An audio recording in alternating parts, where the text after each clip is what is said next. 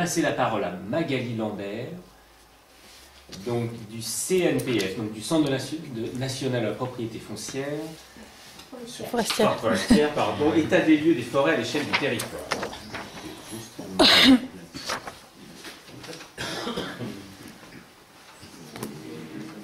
C'est bien.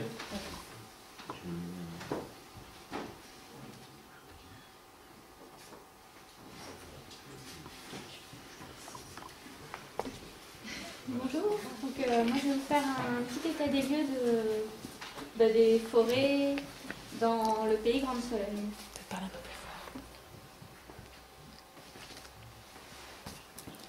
Donc cet état des lieux, je l'ai fait à partir de la charte forestière du pays Grande Sologne, donc, qui a été faite en 2006. Donc, la majorité des données sur la forêt, j'ai gardé celle de 2006 parce que bon, en 10 ans, ça a pas... Voilà, ça a changé, mais c'est pas non plus les fourchettes, les ordres de grandeur sont toujours les mêmes, donc on a gardé ces données-là. Alors juste quelques caractéristiques du pays, sol et climat qui vont expliquer un peu les choix des essences. Donc on a un climat de transition océanique continentale, ce qui nous donne des précipitations moyennes de 700 mm par an, avec à peu près 11 degrés et 50 jours de gel par an, ce qui nous donne aussi des risques de gelée tardive, et donc ça pour les arbres c'est assez important. On a des sols assez hétérogènes, avec il y a plusieurs couches de sable et d'argile, et selon la Sologne, la couche d'argile va être plus ou moins importante selon les endroits, et c'est ça qui va vous donner si le sol est plutôt bon ou moyen. Donc on a par endroit des très bons sols et par d'autres endroits des sols un peu plus pauvres pour les arbres. Donc l'altitude moyenne est à 135 mètres, donc c'est un relief plutôt plat, ce qui pose des difficultés parce que l'eau va avoir du mal à s'écouler et va plutôt stagner sur les sols. Et du coup le réseau hydrographique est assez conséquent, avec 3 rivières, beaucoup de zones humides, des étangs, des mares, des lacs, ce qui donne quand même une très forte biodiversité. Donc le pays Grande Sologne est un pays vraiment extrêmement boisé, parce que vous avez 83 400 hectares de forêt, soit 11,5 millions de mètres cubes. Donc on peut voir que la région centre est déjà une région assez boisée en France, avec 24% de taux de boisement. Le Loir-et-Cher est le département le plus boisé de la région, et le pays Grande Sologne est vraiment encore plus boisé, vu qu'on a 62% de taux de boisement dans le territoire, c'est quand même énorme.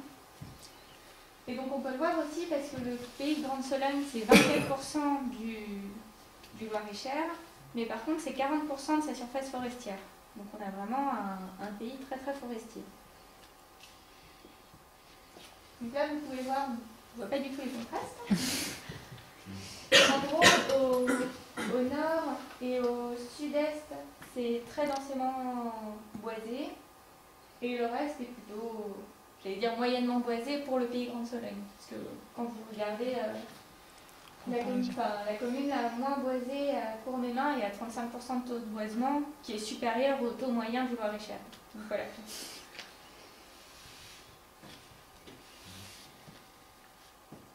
Une grande particularité aussi du pays Grande Sologne, c'est que les forêts sont quasiment toutes privées, il n'y a que 4% de forêts publiques, sachant qu'en France c'est plutôt 25-75.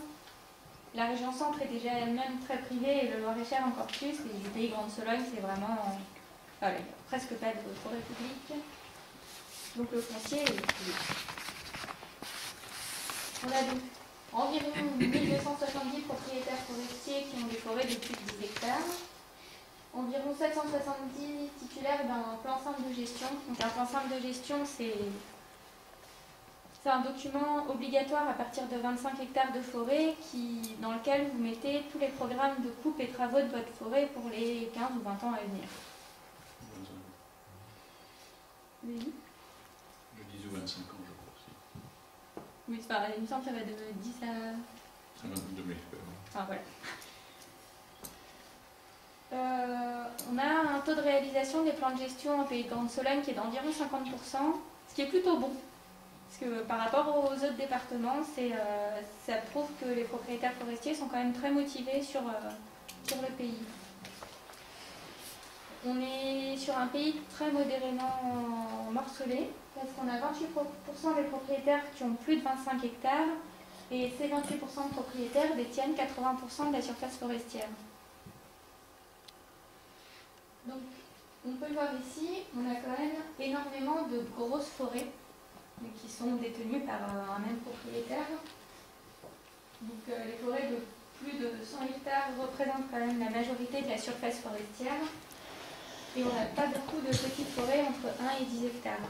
Donc ça aide beaucoup théoriquement à la mobilisation des bois, parce que vous allez pouvoir vous adresser à un seul propriétaire pour mobiliser une grosse quantité de bois plutôt qu'à plein de petits propriétaires qui ne vont pas forcément faire les coupes en même temps. Donc théoriquement, la mobilisation est facilitée sur le pays.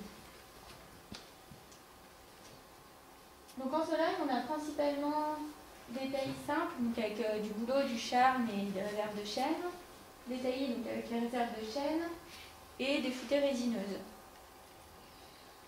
Donc ça nous donne 70% de feuillus et 30% de résineux, avec une majorité de chêne et de pin sylvestre. Donc les chênes, il y a un peu de chêne sessile, mais c'est essentiellement du chêne pédonculé.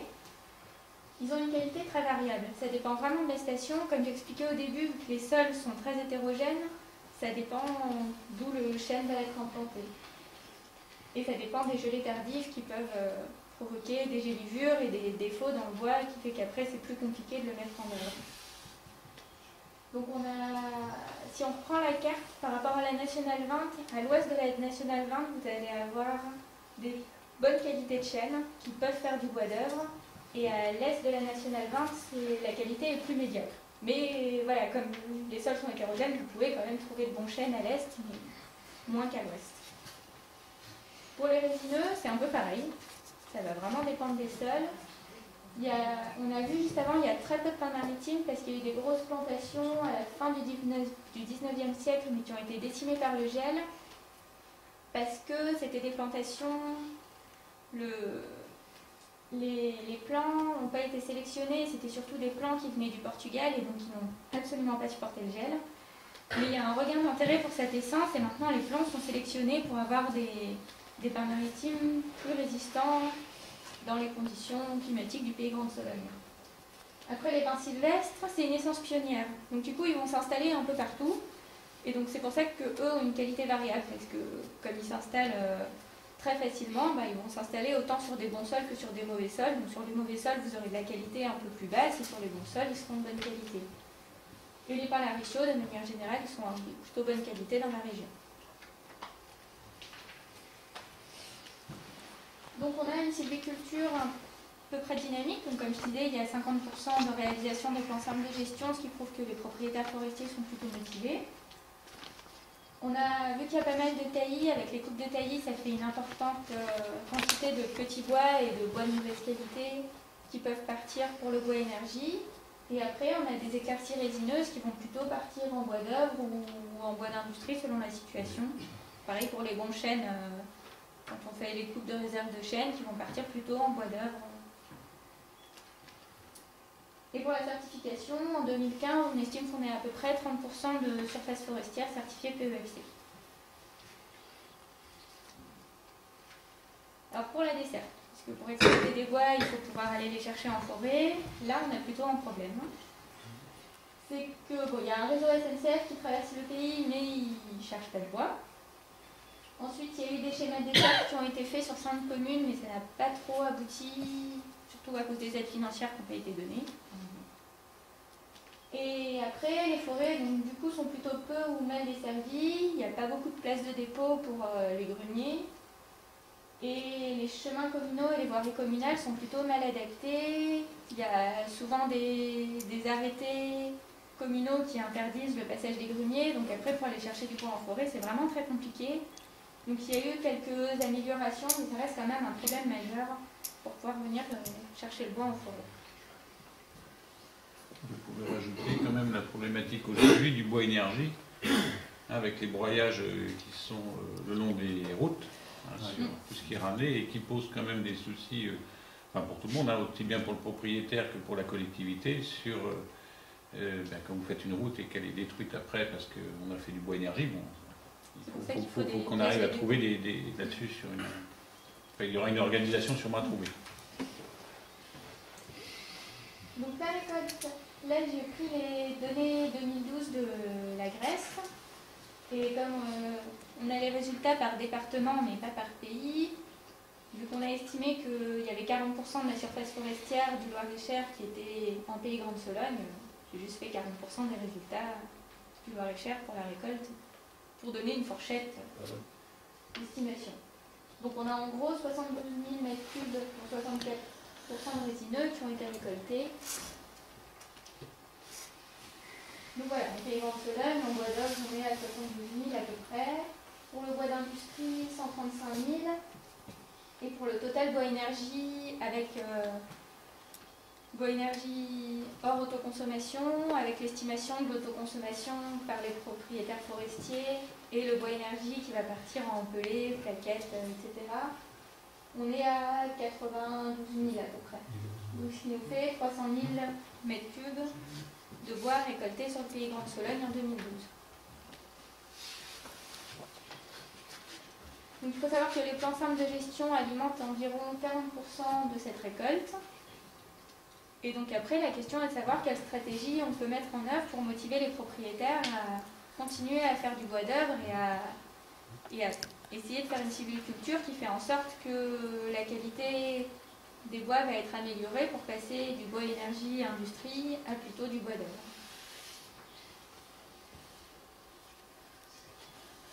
Donc là, je vous ai fait le topo sur la partie forestière, donc on va passer aux entreprises. Sur la partie forestière, quel est l'accroissement annuel 5, actuel 5, sur le Loir-et-Cher?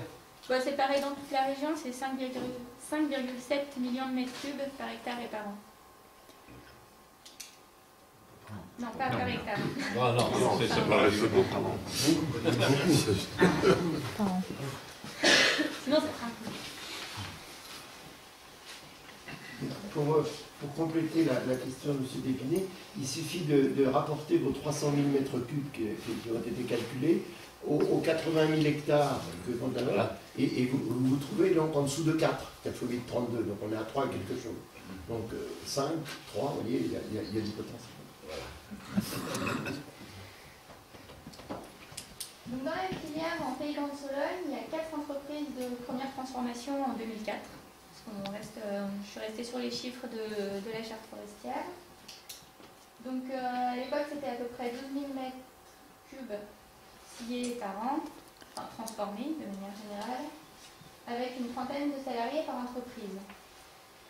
Le Loir-et-Cher, c'est le département qui a le plus grand nombre d'entreprises de travaux forestiers et d'exploitation forestière en région centre. Et le pays Grande-Sologne, c'est 18% de ces entreprises de travaux forestiers. Donc on a les communes de Duison, Tellier, Salbris, Miancé, Noin-le-Fuselier et Pierrefitte-sur-Saulne qui ont une activité bois beaucoup plus importante et variée que le reste du pays. Et on a 12 communes du pays qui ne présentent aucune activité liée au bois. En termes d'emploi, en région centre, il y a à peu près 2720 entreprises pour 20 000 emplois. Et en France, on a à peu près 500 000 emplois dans toute la filière forêt-bois confondue. Donc en général, dans les établissements, on a plutôt de l'exploitation forestière et de la construction. Par contre, on voit que l'exploitation forestière, par exemple, ça va être des entreprises plutôt unipersonnelles, donc en nombre d'effectifs, on tombe assez bas. Et par contre, tout ce qui va être construction, ameublement, structuration, c'est plutôt des entreprises qui ont un peu plus de salariés, vu qu'on arrive à avoir un bon équilibre entre les deux. Et donc là, pour finir, vous avez une petite carte de l'état des lieux des entreprises sur le pays, donc en 2004 ou 2006, c'était 2004. Donc on voit qu'il y a quelques scieries, donc à Saint-Diat, à Marolles en Sologne. Et... non, pas du tout. Excusez-moi. Les scieries, donc on les retrouve ici. La deuxième transformation là, et puis après... Mignon, ça vous a dit. Après, ça vous intéresse moins parce qu'on est plus sur le bois énergie et que c'est plutôt le bois d'œuvre. Voilà. Vous tenez compte des bûcherons dans ce calcul-là? Non. Enfin, si, il y a quelques ETF, mais je pense qu'à l'époque c'était plus compliqué encore que maintenant de les compter. Et déjà que là, on a un peu du mal à les compter. Donc il y en a quelques-uns qui sont représentés, c'est ce qu'on appelle les ETF, mais je pense que c'est pas du tout exhaustif sur les bûcherons.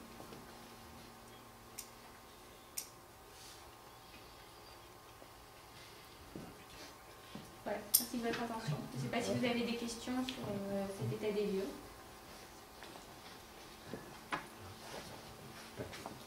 Pas de questions. Moi j'en avais, vous parlez pas, enfin, on parle pas du tout vous approchez pas du tout de l'exploitation du bois, c'est-à-dire de la sortie des bois de coupe ou des bois d'œuvre.